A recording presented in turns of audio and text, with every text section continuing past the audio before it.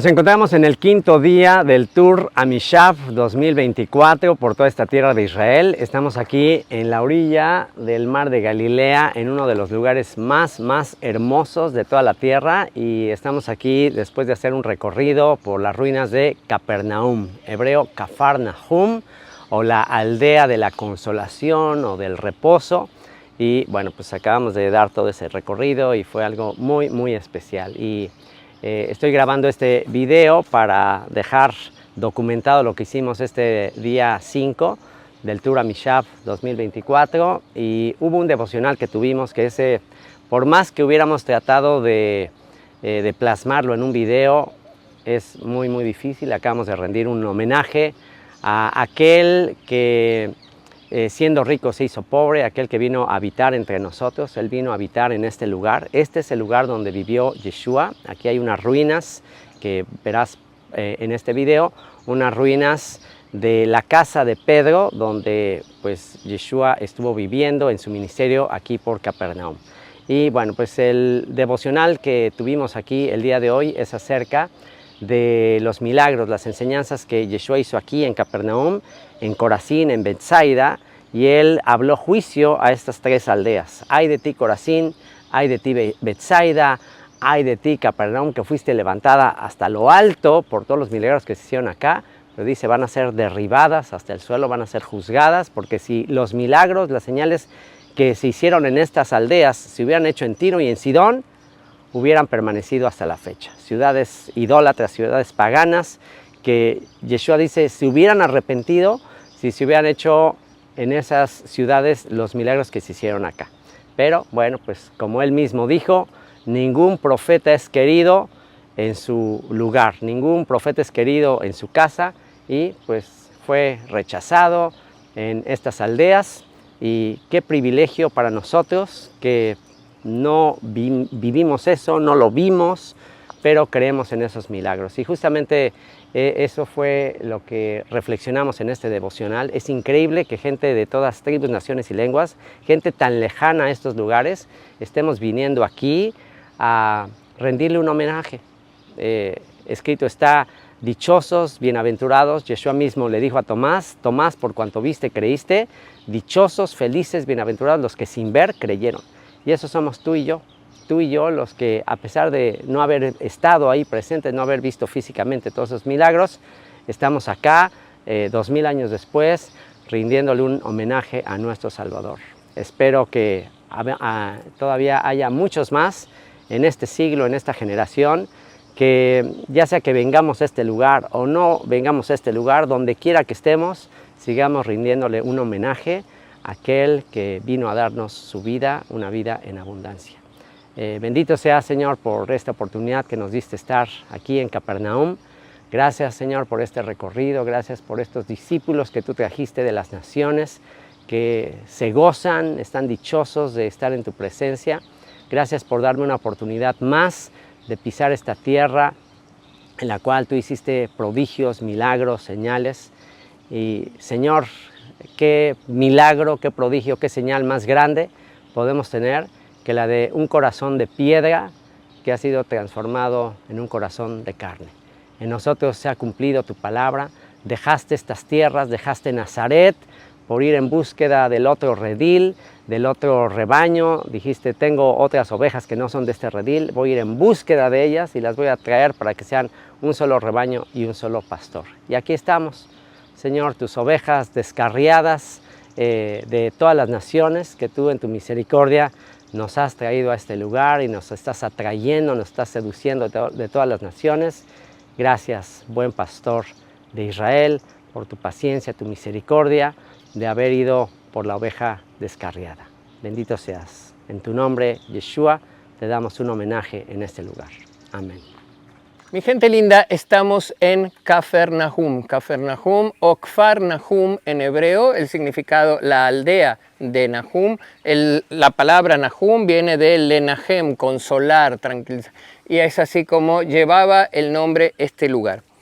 No sé si se acuerdan cuando hablábamos hace unos días qué características tenía una ciudad para ser una ciudad importante. ¿Se acuerdan? Hablábamos de 4 factores. ¿Recuerdan cuáles eran? Agua, ¿Qué otro más? Terrenos agrícolas. Terrenos agrícolas. Hablábamos de una posición estratégica, que haya montañas alrededor. ¿Para qué? Para que les sirvan de protección natural, para que podamos avistar a nuestros enemigos. Y exactamente, y estar cerca del camino principal. Kfar Nahum no solamente cumple con estos 4 factores, sino que los cumple en gran manera. Como pueden ver, agua no les faltaba, todo eso que está ahí es agua dulce. Terrenos agrícolas, hemos visto todas las plantaciones que hay acá alrededor. Montañas, hemos visto también las montañas que hay alrededor. Y estamos en el camino que une Egipto con la Mesopotamia. Es así entonces como, en términos bíblicos, Kfar Nahum era una gran metrópoli. Y no en vano, Jesucristo escogió este lugar. Ustedes vieron el cartel que decía ahí, la ciudad de Jesucristo. Jesucristo se movía por todos estos lugares. Él se movía por todos estos lugares, pero él utilizaba un centro de operaciones, por decirlo así. Él siempre volvía acá a Kfar Nahum. Y no en vano, porque era una gran metrópoli y él quería que su mensaje llegara a la mayor cantidad de gente posible.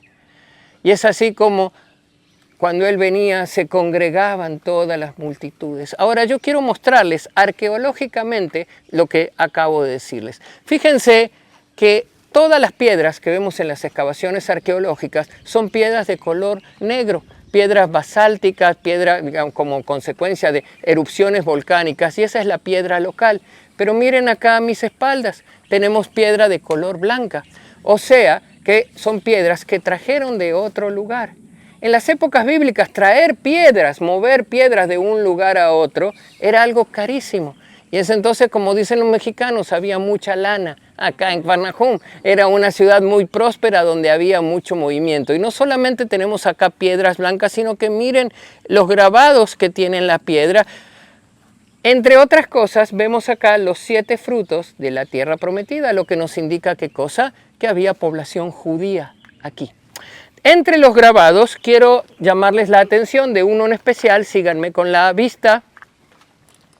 Y vamos a ver este grabado que está aquí. Fíjense bien, vemos acá un grabado muy interesante. Lo que vemos acá es el arca sobre ruedas. ¿Ven? El arca sobre ruedas. Puede ser de que era una alusión al arca de la alianza, que lo traían los judíos siempre en sus batallas contra los filisteos. Sabemos que el arca fue incautado, secuestrado por los filisteos y les trajo calamidades, así que decidieron devolverlo en un sitio llamado Kiriat Yearim. O lo más probable es que se trate de el arca de la sinagoga, que vamos a visitar más tarde, que estaba sobre ruedas y la traían para el momento del culto y luego lo volvían a guardar. Mi gente linda, no sé la relación que tenía Pedro con su suegra, así que no sé si Yoshua le hizo un favor a Pedro o no, pero de hecho, entre los milagros que hizo Yoshua aquí en Kfar Nahum, él curó a la suegra de Pedro. Síganme con la vista, vamos a ver el lugar. Quiero destacar 2 cosas. La primera, los primeros 300 años del cristianismo, la religión cristiana era una religión clandestina, una religión perseguida por el Imperio Romano. La segunda cosa, durante los primeros 300 años del cristianismo, el símbolo del cristianismo no era la cruz. Cuando un cristiano llegaba a un lugar, él dibujaba un paréntesis en el suelo. Si estaba con un compañero de ideas, él completaba el paréntesis y así hacían la forma de lo que en griego se conoce con el nombre de ixos, que significa el pez. Y ese era el símbolo de los primeros cristianos. Era una especie de password, una especie de contraseña. Digamos, el momento que alguien completaba el paréntesis haciendo la forma del pez, sabíamos que estábamos con un compañero de ideas, que podíamos hablar libremente, que podíamos orar juntos. ¿Y por qué les cuento esto acá en este lugar? Porque 300 años más tarde, cuando la madre del emperador Constantino llega acá al lugar, le pregunta a los cristianos que custodiaban el lugar dónde era la casa de Pedro. Y le marca un sitio donde estaba marcado con una piedra. Ella allí va a hacer una excavación arqueológica y en el lugar va a encontrar más de 100 grafitis con el símbolo del pez, lo que le indica que estaba en el lugar correcto. Y así es como alrededor de la casa ella construye una iglesia octogonal, de la cual podemos ver acá los mosaicos bizantinos. Son los restos de esa iglesia que construye la madre de Constantino, Helena. Esa iglesia fue destruida por los persas sicianos en el año 614 y recién en el siglo XX los franciscanos construirán esta iglesia que tiene una forma muy peculiar. La idea es que en el centro de la iglesia pueden ver lo mismo que nosotros estamos viendo acá, la casa de Pedro. Mi gente, eso que nosotros estamos viendo acá es la primer iglesia cristiana del mundo. Y enseguida se los voy a redondear y les voy a explicar por qué es la primera iglesia cristiana del mundo. Es el lugar en donde cuando venía Yoshua acá toda la gente se venía y se amontonaban todas las multitudes y le decían, maestro, maestro, si tan solo yo pudiera tocar los hilos de tu túnica, o ven y cura a mi hija. Y es así como este lugar es el escenario de todos los milagros que hizo Jesucristo acá en Cafarnaúm.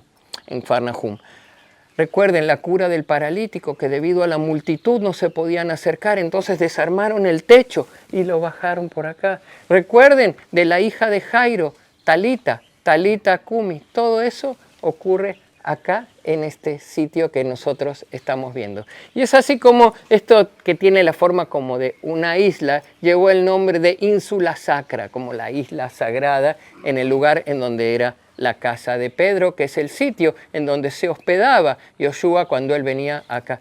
Yoshua nunca tuvo propiedades, nunca tuvo nada, él siempre se hospedaba en las casas de sus amigos y acá era el lugar en donde vivía la suegra de Pedro y aquí es donde él se hospedaba. En la sinagoga de Cafarnaúm. Esta sinagoga es posterior a la época de Yoshua, esta es de la época bizantina, pero está construida sobre los cimientos de una sinagoga del siglo I, o sea, de la época de Yoshua.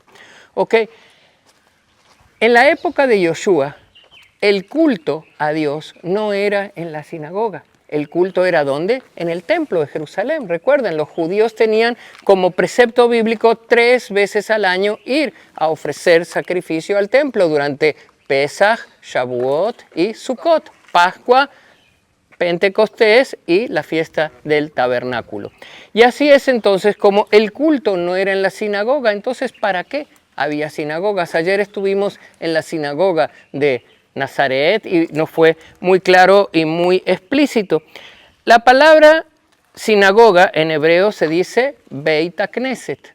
Beit HaKnesset literalmente es una casa de reunión, pero no era una casa de reunión para jugar a las cartas, era una casa de reunión para todo lo que tiene que ver con el prepararse espiritualmente para cuando llegue el momento de ir al templo a ofrecer sacrificio, el saber por qué vamos al templo. Mi gente, en las épocas bíblicas ir al templo significaba tremendo sacrificio económico, físico, tomaba días llegar desde la Galilea. Entonces, teníamos que saber por qué lo hacemos y de la misma manera que ustedes saben por qué llegaron acá y qué es lo que vinieron a buscar acá en Israel en épocas de guerra, invirtieron dinero y todo. Lo mismo ocurría en ese momento, venían acá a la sinagoga para prepararse espiritualmente y para aprender el por qué tenemos que ir hacia allá. En el año 70 de la era cristiana, Tito, el hijo de Vespasiano, va a destruir el templo de Jerusalén y lentamente los judíos cambiarán. Esa manera de comunicarse con Dios ya no será por medio del sacrificio, sino que será por medio de la oración. Y así es como un Beit HaKnesset deja de ser una casa de reunión para pasar a ser una casa de oración. Si nosotros traducimos Beit HaKnesset, una casa de reunión, al griego, obtenemos la palabra sinagoga. Y si nosotros la traducimos al latín, obtenemos la palabra eclesia. Y es así como una iglesia, una sinagoga y un Beit HaKnesset son lo mismo, una casa de reunión. Y por eso yo les decía que aquel sitio es la primera iglesia cristiana del mundo, porque era el lugar donde se reunían los cristianos ahí en Cafarnaúm. Fíjense, esta sinagoga tiene columnas más altas y columnas más bajas, lo que nos indica que había un piso en el medio de madera que por supuesto no sobrevivió, lo que nos indica que ya en la época bizantina había separación entre los hombres y las mujeres, como lo hacen los judíos hoy en día, también los judíos religiosos, que tienen lo que se llama Ezrat Nashim, o sea, el lugar en donde van a orar las mujeres, o sea, separación entre los hombres y las mujeres. ¿Qué es lo que nos falta acá? Nos falta acá el sitio del arca, ¿ok? El sitio del arca, fíjense, el arca siempre tiene que estar mirando ¿hacia dónde?